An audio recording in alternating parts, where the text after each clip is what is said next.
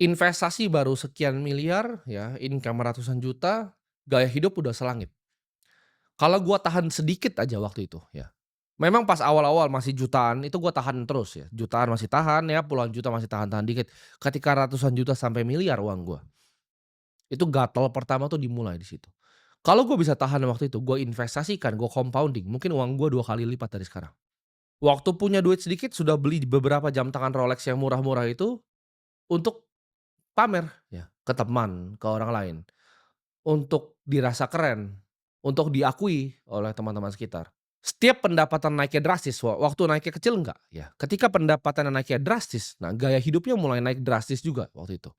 Di tahap itu adalah gue adalah anak muda yang nggak ngerti untuk membedakan antara mana namanya kebutuhan ya, dan mana yang namanya keinginan. Ini sulit untuk waktu itu gue bedakan. Gue rasa keinginan ini kebutuhan nih, kebutuhan untuk gue pamer, kebutuhan untuk gue cari validasi, kebutuhan untuk gue tunjukin ke semua orang bahwa gue orang paling hebat. Ini harus dibiasakan ya, kemampuan untuk hidup sederhana walaupun sudah mampu hidup yang mewah. Orang kaya yang sejati ya, gue pelajari, orang kaya sejati itu menggunakan uangnya bukan untuk pamer, tapi menggunakan uangnya untuk bisa jadi pelayan untuk lebih banyak manusia yang lain.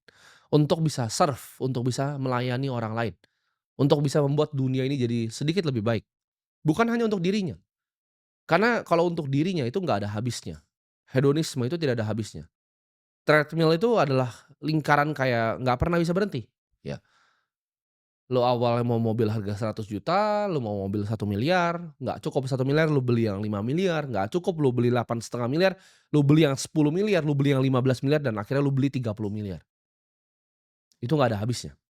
Orang kaya sebenarnya tahu fungsi uang itu lebih baik digunakan untuk orang lain dibanding untuk diri sendiri. Ingat, iri hati dan impulsif itu adalah musuh dari orang kaya, ya. Ketika sudah punya